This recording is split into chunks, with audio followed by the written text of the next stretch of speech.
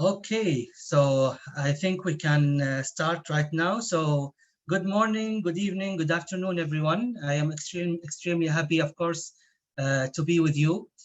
Today, I'm going to talk about our analog mission from Kuwait. I am here representing Moon Village Association members from Kuwait.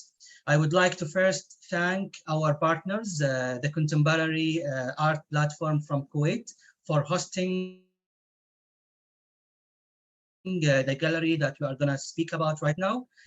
Also, our partner from Poland, the Analog Astronaut Training Center, provided us with an entire slot, a crew slot, that will be happening in August from 17th of August until the 23rd of August.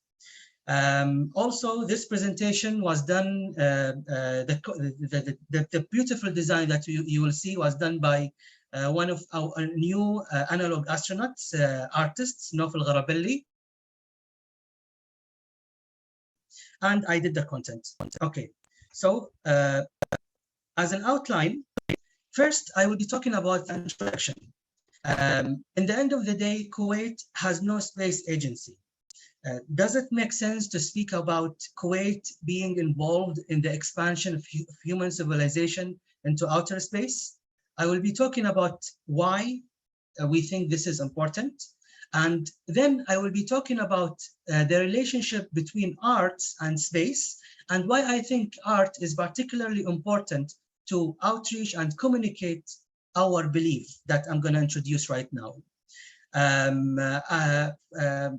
Briefly, I will be talking about Kuwait roadmap and how art is an important element in Kuwait roadmap. Kuwait roadmap is a roadmap that we are developing in the Moon Village Association BESC project to help emerging space countries participate in moon activities.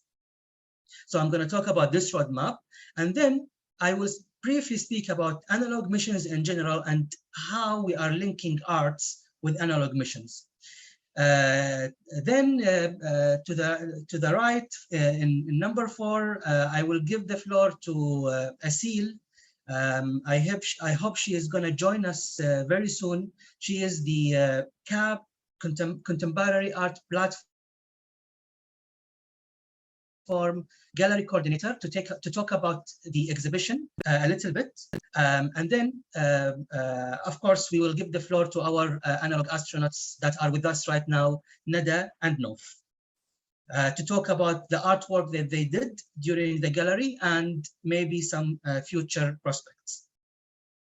So why moon exploration, or why space exploration, or why the expansion of human civilization for emerging space countries? I am using these words interchangeably, but space exploration at the end of the day is part of the expansion of human civilization. First of all, when I present this subject to audience from Kuwait and emerging countries, I always try to provide evidence that the moon rush is a reality. In the few last years, we are witnessing a huge change. For the first time ever, we started to see policymakers, high-level policymakers in all developed countries with clear plans to the moon. We saw the White House call, for example, in 2017 for NASA to call for a mission for the moon to return back humanity in 2024. This was in 2017, and now the project is going on schedule. All major space countries in the world, without exceptions, are going to the moon. So it is a reality. It is something happening right now. In the previous decades, in the 70s, 80s, 90s, we saw engineers, scientists thinking about concepts, how to go to the moon, Mars, other locations in the solar system.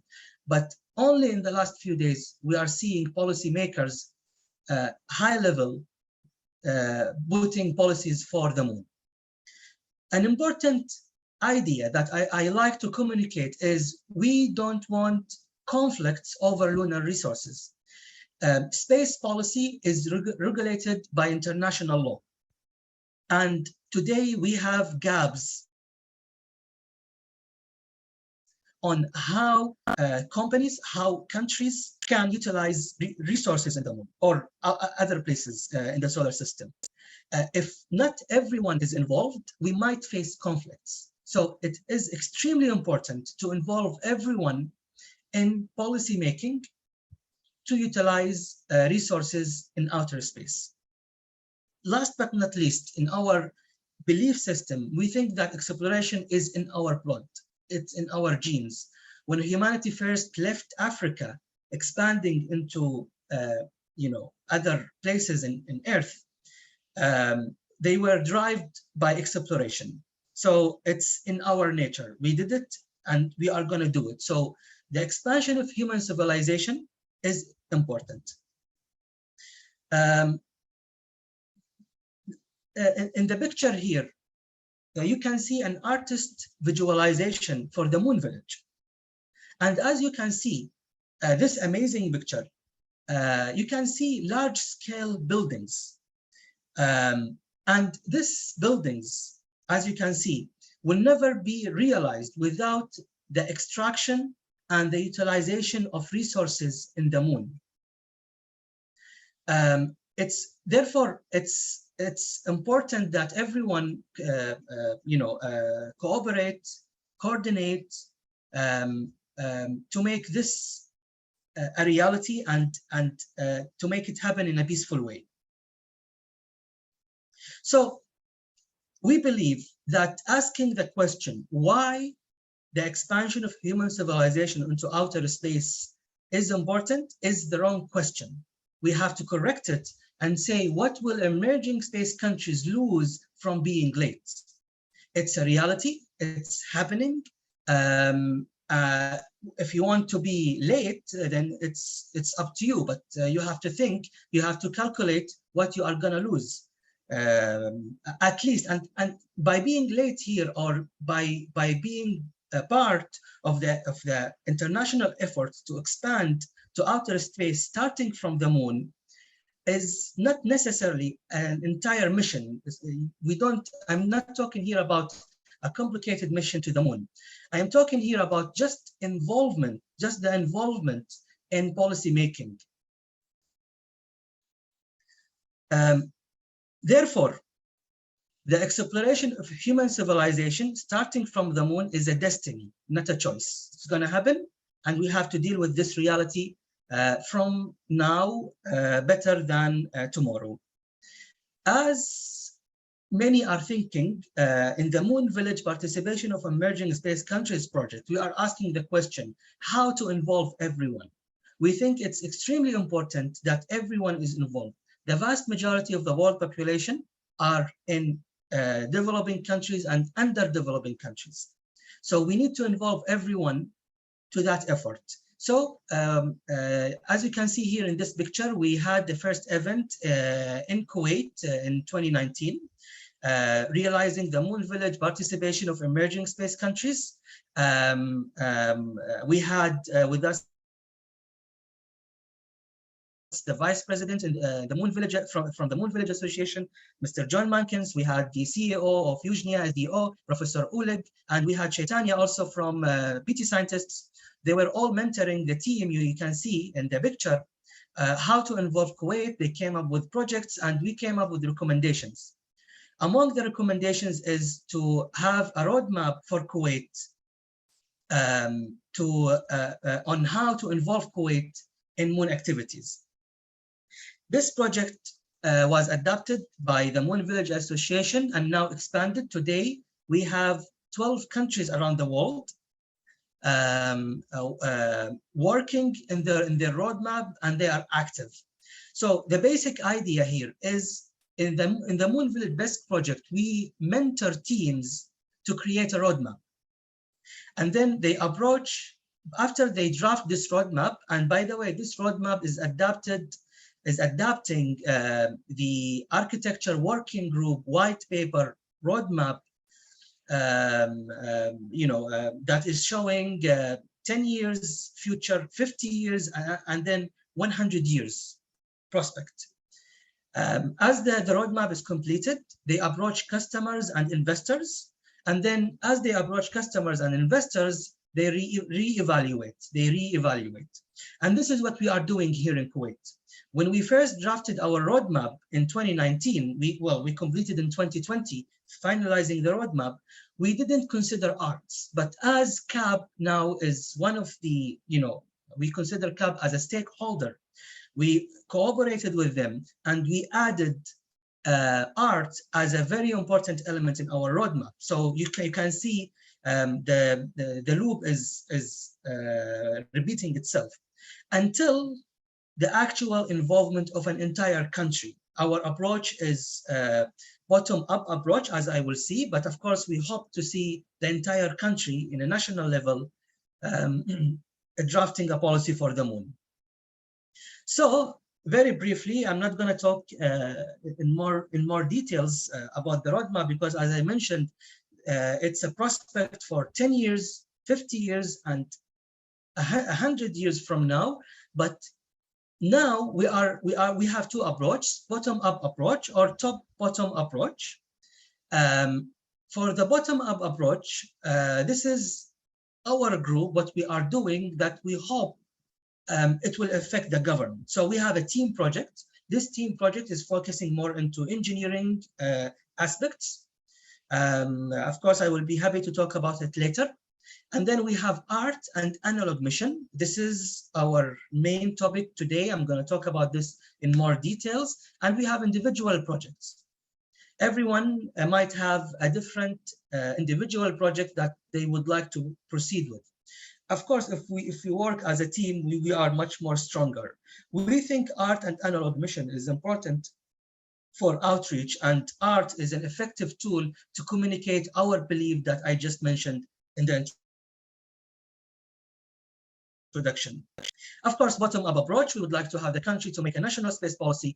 And of course, we would like also a support from the government to survey the infrastructure available in Kuwait, whether it's in the university, labs, and other government companies like Kuwait oil companies. What we have in Kuwait that can be utilized to perform research for the moon. Not only, of course, research, but also commercial opportunities and so on.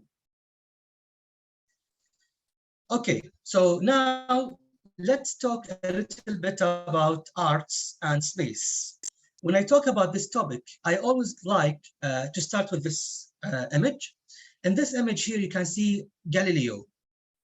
Galileo was trying to convince a cardinal, as you can see in the picture, to observe the moon from the telescope that you can see right here to the left.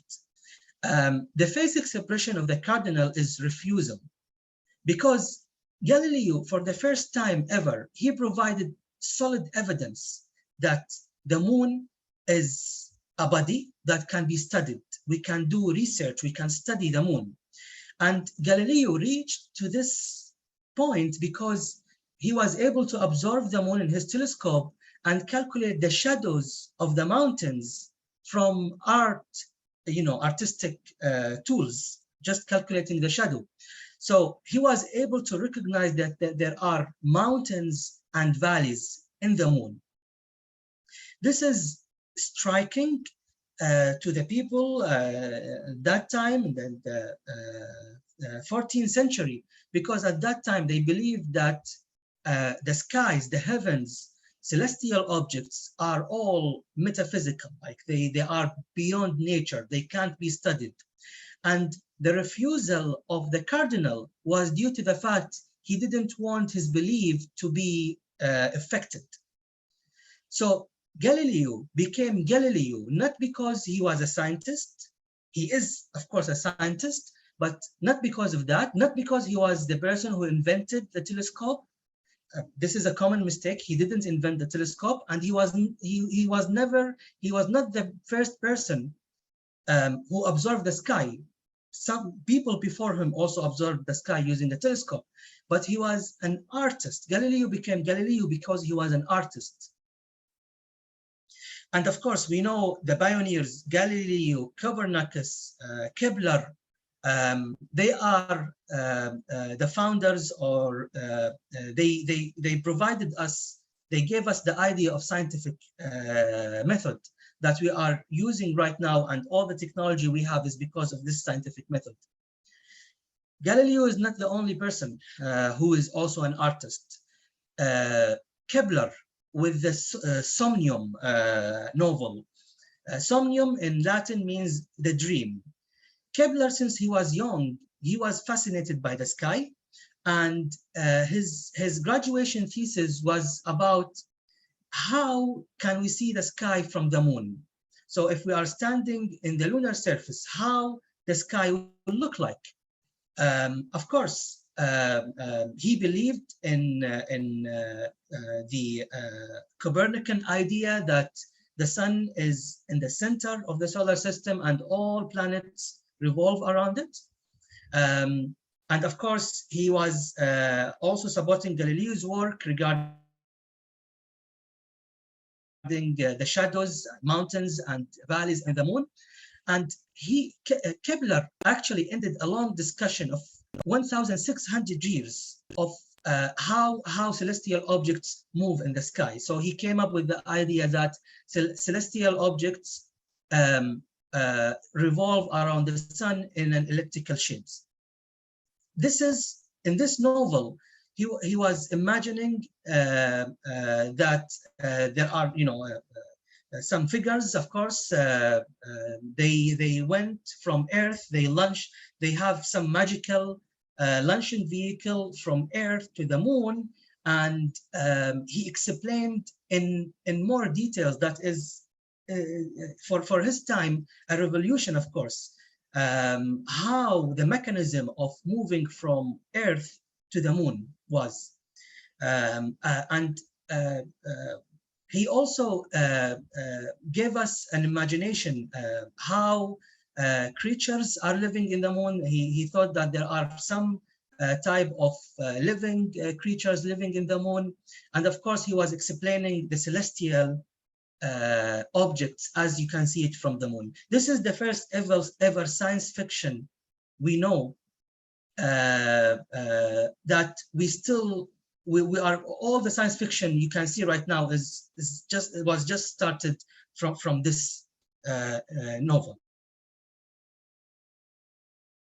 So basically, since the start of the scientific method, the early time, we can see a connection, a direct connection between the pioneer scientists and arts. They were, yes, I mean, for some reason in our educational system, we learned that they are great scientists, but we didn't learn they were great artists. Science and arts work together, and it's important to also make art important, because this will make science also flourish. So, arts and analog missions. Before I'm talking about before I'm going to talk about the mission, I would like to talk a little bit about arts. I am very happy to see some of the experts among the attendees in the arts to correct me if this is the first analog mission with the primary objective of art or no. Anyways, so analog missions, the primary objective of analog mission, because space is really expensive and dangerous, especially when it comes to human space flights. It's important that we test the missions to test procedures here on Earth in an environment that will look like, a habitat in the moon or Mars. So it's a platform to test hardware, software. In addition, it's a platform also to test the psychology, the human behavior in isolation in space. Because I think it's important to consider arts when it comes to the human expansion into outer space. As we are expanding into outer space, of course, all human elements will be there, including arts. So Our mission concept is to utilize the Analogue Astronaut Training Center habitat. There are two habitats now. There is the old one that is used since few years, and there is another one that is under construction. So the mission concept is very simple. Our artists will stay in the old habitat, as you can see here to the left hand. This is the actual Analogue Astronaut Training Center habitat. This is a very nice image. I like it so much. Very artistic. They try to make microgravity inside the living room and the kitchen. So our artists will stay there, and they will do an EVA moving from the old habitat to the new habitat that you can see to the right corner. They will draw an artwork in the exterior surface of this habitat. The idea is, it's a requirement that they draw an artwork before the mission. So they will express their ideas about space, about the expansion of human civilization, about involving everyone. And then when they experience isolation, they will draw the same painting, however, with the freedom to modify any element they think suitable.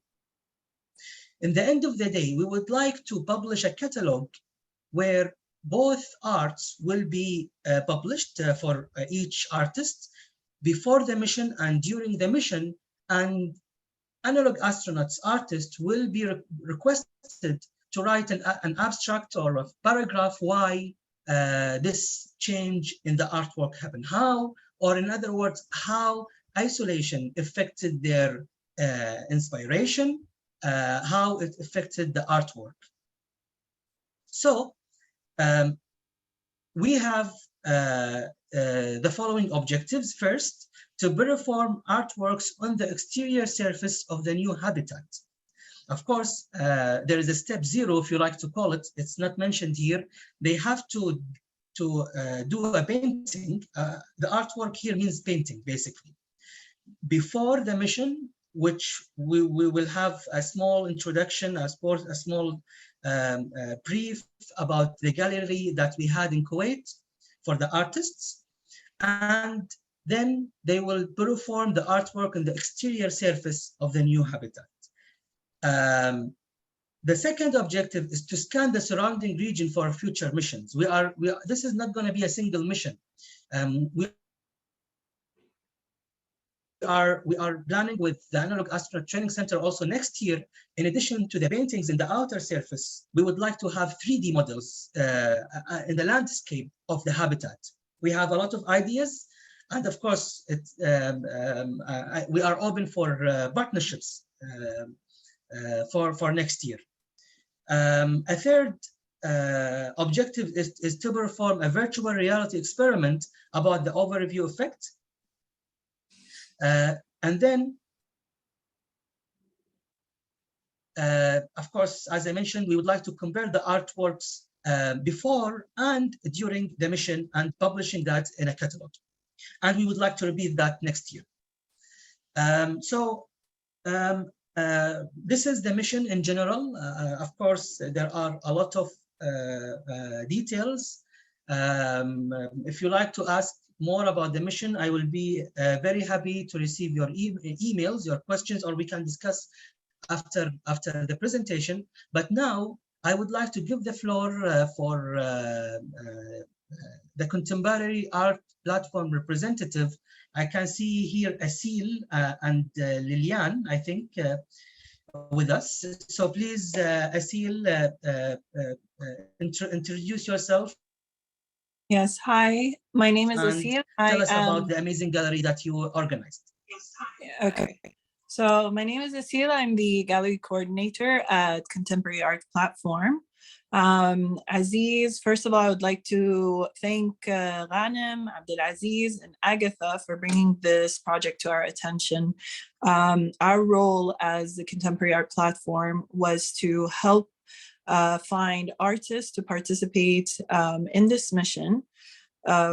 what we had concluded was that a competition was best for this, so that we can select the artists that are most enthusiastic and then have some sort of passion for space. We did not have any criteria as to which artists would prefer to be participating. They could have been established artists, they could have been artists that are just starting off.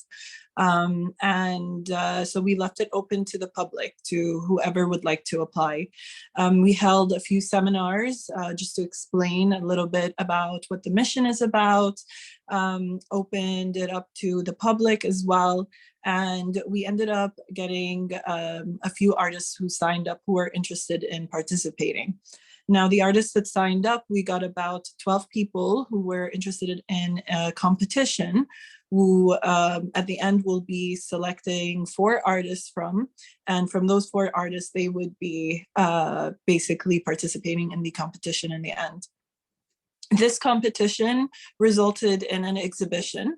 So once the artists were completing their work, which we had certain criteria for, we were looking for visual elements, design, interpretation and clarity, techniques, creativity, and originality. So we were looking for those things in their works. We organized an exhibition for them, which you can see in the image that Ghanem very kindly put together. We had artists that were street artists, we had photographers, we have traditional artists, like a minimalist artist who does these minimalist traditional Arabic art. I believe it's called Minamanat, if I'm not mistaken. Yeah, so we had a very decent group of artists who participated, who exhibited their art in the gallery. After that, we had a lovely committee with very distinguished people. Ghanem, Abdelaziz were part of it, Dr. Suleiman Al-Askari, Asil Yagoub, who's an artist, among others, who basically selected the artists based on the criteria that we provided for them, and they were able to choose the top 4. Based off of those top 4, those artists will be, should they choose and accept to travel to the mission, will be hopefully traveling. And I wish them the best of luck. I hope they enjoy the mission. And yeah, we look forward to seeing what the result is from this. Thank you very much, Asil. Of course, we are extremely happy to work with you, and thank you for the great effort that you did having this exhibition. I really, we couldn't do that, of course, without the support of CAP. Thank you very much. So next, we will also be honored to have our Analogue astronauts. First is Dana Rashid, but unfortunately Dana, she couldn't attend with us today. So as you can see, Dana participated with 2 different artworks. The first one in the top, she had the 12 zodiac signs. As you can see, the 12 moon. As you know, the moon is moving in the sky in 12 locations, as you know, we know from the Babylonians constellations maps. She depicted that in that painting. To the left, you can see also a representation of the moon, and to the right is a representation of the sun. The bottom artwork is some ancient Arabs are observing the night sky. Next, we have with us Nof Al-Gharaballi. Nof is with us right now. So Nof, please introduce yourself, and the floor is yours. Thank you, Ghanem, very much. My name is Nof Al-Gharaballi. I am 25 years old, and I'm a fine artist, as well as I'm a graphic designer as well. The main reason why I have joined this exhibition, because I am very interested in astronomy, and I'm very, like, since I was a kid, and I loved art. Like, I used to draw when I was a kid as well. So I combined these artworks together. And when I heard about this exhibition, I immediately was like, I need to participate in this. So I got too excited, and I got two of my artworks. One is called Metamorphism, and it's basically about all of the components of the planets and as well as Earth combined as one. And the main reason why I have done it, because, you know, like at that specific day, I wanted to like I wanted to like combine different materials together, because since it's like mixed media, I decided to like use acrylic, which is the fluorescent paint, and ink as well, and also like posting, like adding, like pasting different materials when it comes to like paper. So I got excited to do it, and the main reason why I chose this topic, to be honest, because it is a very interesting topic, because when you look at the planets, the moon and the stars, we're all linked together. So to combine this all in one image was, it wasn't like difficult to do, because when I started to do it, I didn't even think about it. I just did it by like coincidence. So that was like a very interesting thing to do. And the main reason why I put I added the face in the middle, because I realized that every single component, regardless of the fact that it's linked together, we're like very small and super tiny, and the universe itself is big, to the point where a human figure can hold small percentage of an information. So when a person has so much information in its mind, it couldn't handle it because of how big it is. Like metaphorically speaking, like a human brain is like a small flash drive that has a small percentage of storage, let's say. So that's what I came up to do, and it's flowing on top of a small glass figure as well, which is also a metaphorical for, you know, size and storage. And that's one artwork that I've done.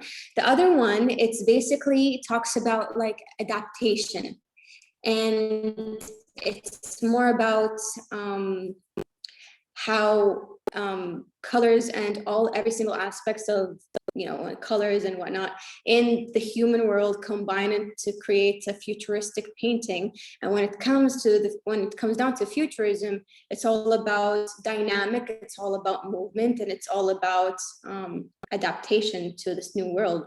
Like especially when it comes down to like industrial revolution, or like even like wars in general, like everything that's minor that happens like coincidentally or like by choice,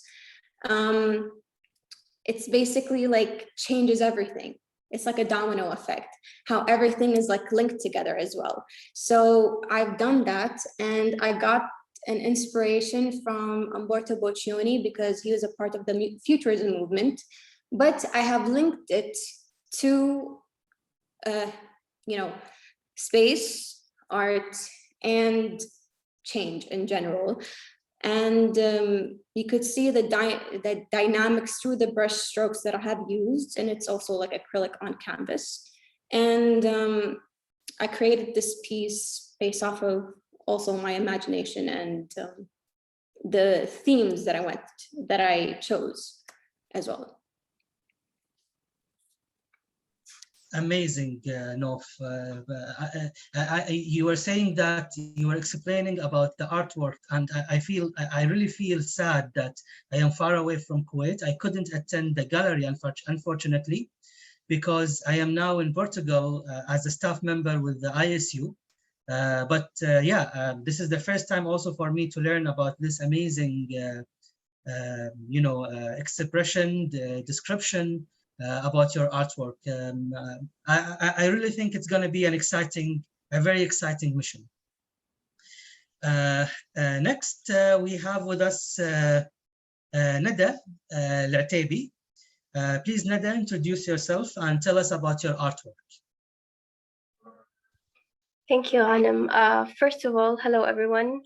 Thank you for attending this webinar about explaining for our mission.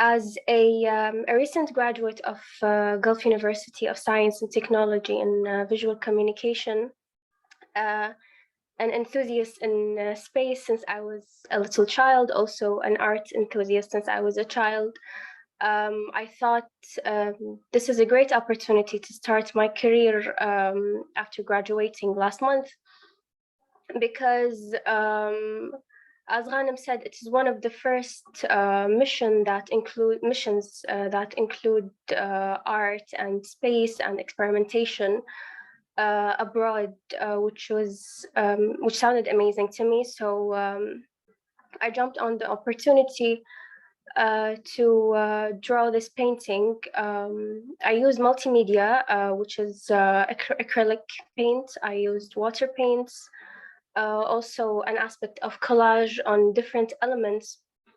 And what inspired me to draw this painting is the moon rising. The first thing that I Googled is moon rising, and a lot of pictures came up to me, and I was thinking, because here in Kuwait we have a lot of diwaniyas, which mean that people gather in small homes, bigger homes, to discuss basically life, politics, and everything. So I thought, would it be amazing to have a diwaniya on the moon? So I got to work, and I used an abstract aspect of it as well to add the colors in the background, and put the people without their astronaut suits just hanging out on the moon. So also, I painted this picture before seeing the James Webb images that were published a week ago, I think. And I think I am going to change a couple of things inspired by that, with the main ideas, of course, still being the main point of the painting. And I'm so excited actually to go to the mission, because I would like to see how this exact painting is going to be implemented on the walls of the habitat, as well as thinking about making it last, because in Poland it's very different than Kuwait. It is cold and there is rain and snow. So I would like to experiment with the types of paint that I use and how I'm going to use them on the walls. Excellent, Nada. Thank you very much for this amazing artwork. Again, I think it's going to be very exciting to see how it's going to change, how the effect of isolation will be on the artwork. Before we finalize, before I conclude, I would like also to introduce Abdulaziz Al-Urayid, who will be also one of the participants as an analog astronaut. So basically, we had a crew of 6, 4 slots, 4 crew members will be artists, and 2 will be for space professionals. And Mr. Abdulaziz Al-Urayid is one of the professionals, space professionals. Mr. Abdulaziz, please introduce yourself briefly and tell us about your experiment in the habitat. Yes, hi all. I'm very excited to be here. Okay, and thank you, Ghanem, for giving us this opportunity. Your work is very important. Okay, since last year, okay, the excitement is how to relate space to art, which is important because this is one of the most important factors in with humans. Where we go, we express ourselves, and once we express ourselves, that becomes part of our psyche, part of our existence, and that's why art is very important. And also, I would like to thank CAP, okay, for supporting us, okay, Lilian, Ibrahim, and of course, Asil.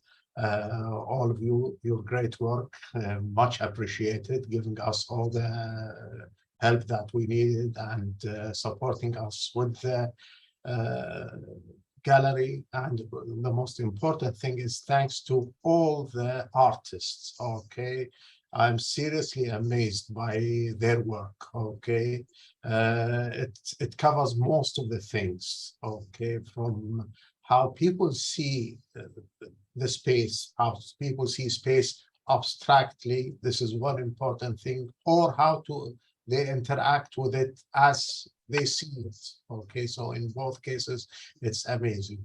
And I wish that all of the participants were with us. Okay, and I would like to thank each person, he or she, okay, because it's a very important mission for us, and we learned a lot. Okay, and hopefully it's going to be more than one mission to be there. Okay, and that's it. And thank you, Anna, and all of you. Thanks a lot. Okay, thank you, Abdulaziz. In conclusion, we are trying to participate in expanding human civilization to outer space. This expansion will require arts. Art is an extremely important element in our evolution as species. We need to focus more on arts, of course.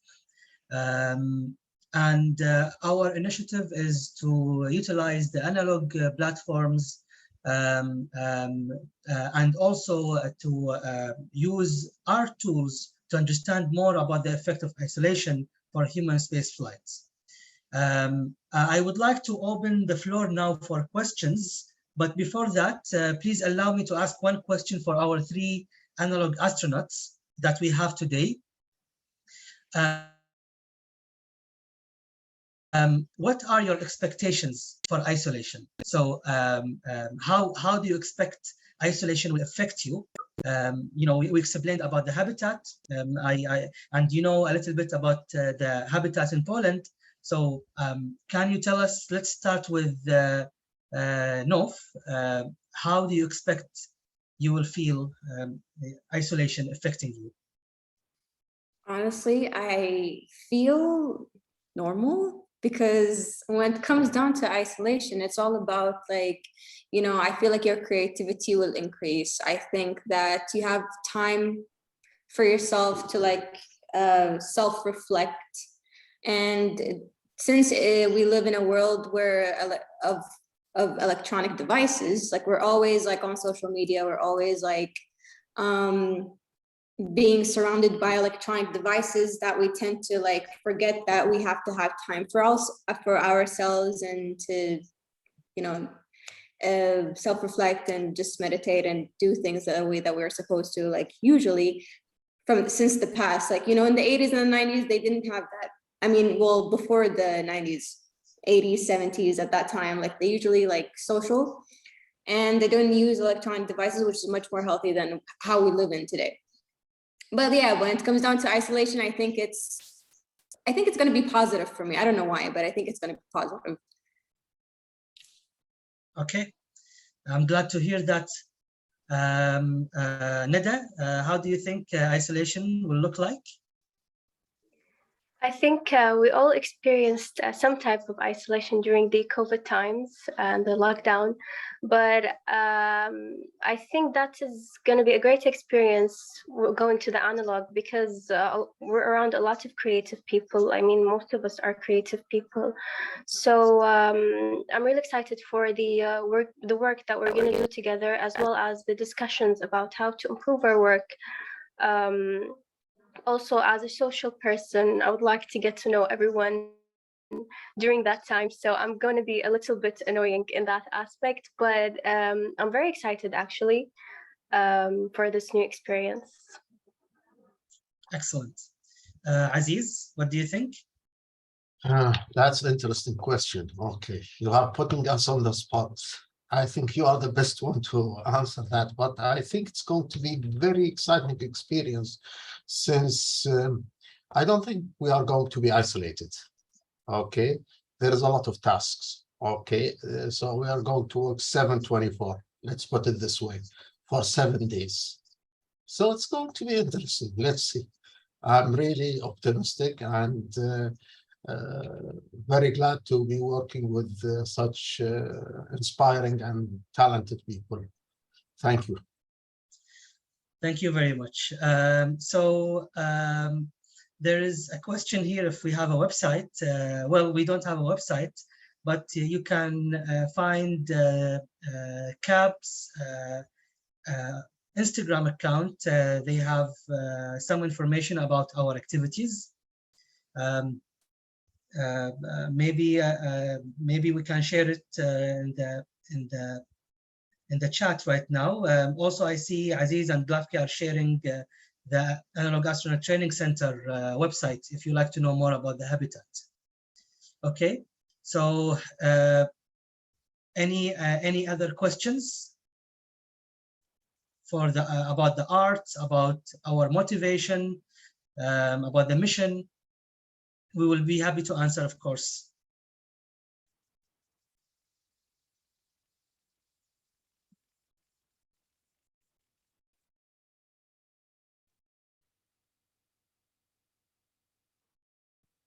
Can I ask you a question, Ghanem?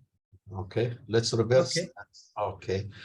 The first time you went, okay, tell us about the 3 missions. You went 3 missions, okay. How did you feel the first time? Because this is very important. I think isolation is a harsh experience.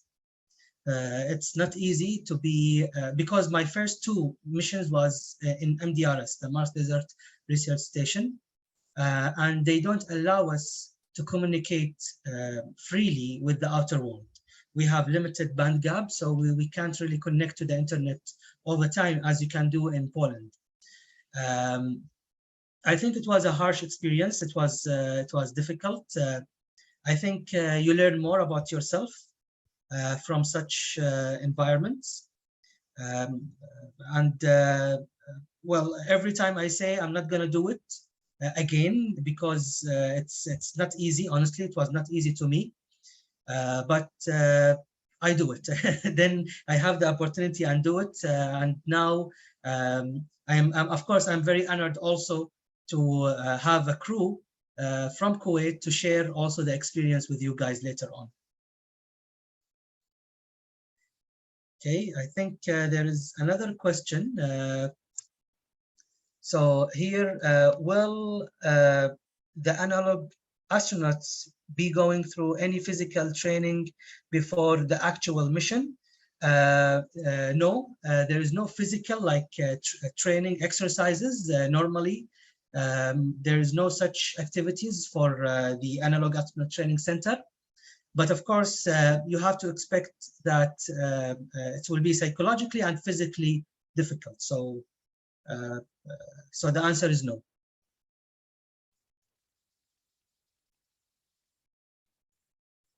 Okay.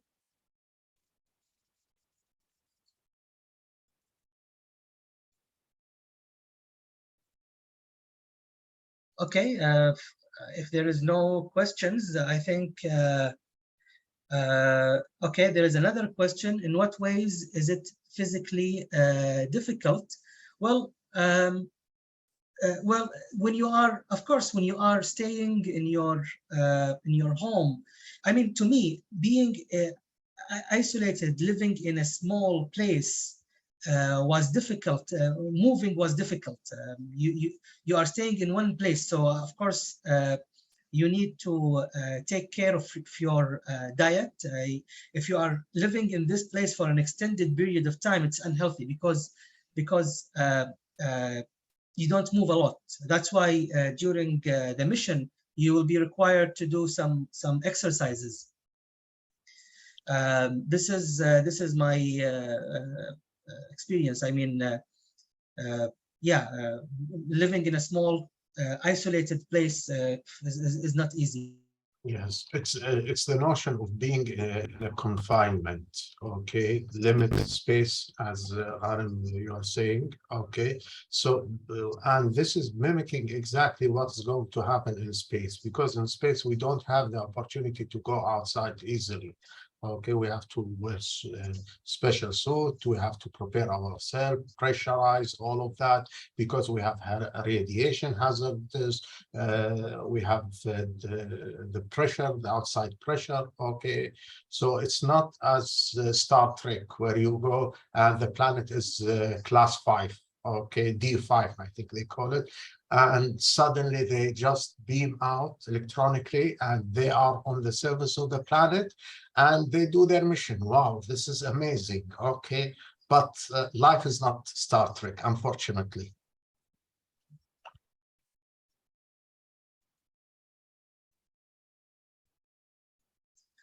Okay. Well, I am really happy to see, of course, 10 attendees participating in this webinar. We didn't have the time to announce it very well, but yet we had very good attendees. So thank you for attending our event. We are looking forward for the mission, and after the mission, of course, we will do another webinar where we will share with you the results and the outputs. Again, I would like to thank CAP for supporting us, organizing the gallery, believing in the idea in the first place. It's difficult, of course, to find platforms that can support space and arts. We have another question, actually. So how has your perspective shifted after your first isolating experience? To what certain aspects could be an eye-opening? So, well, I didn't expect some psychological aspects that was happening to me in the first mission. First, in my second and third day during the MDRS, and it was 14 days isolation, I found myself very difficult for me to concentrate on topics.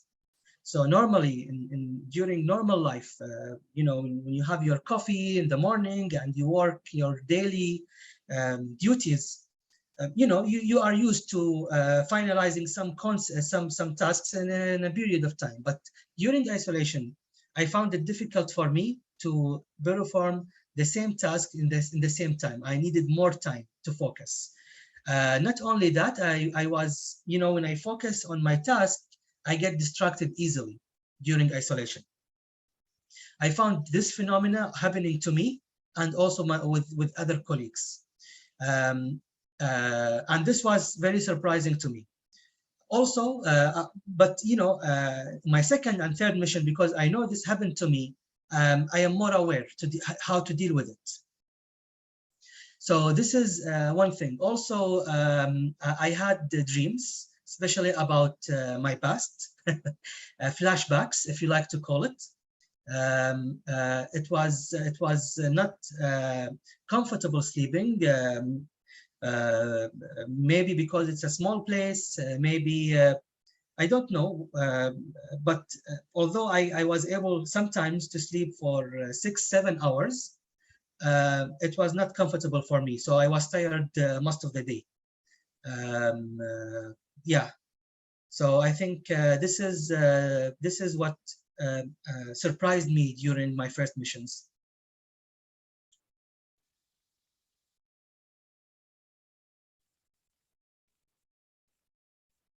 Okay. Okay. So again, I am very happy, of course, to have our Analogue astronauts with us today. And yeah, thank you for the Moon Village Association also to provide us with this Zoom platform, and looking forward to talk to you after the mission. Wish you a great day and night. Goodbye.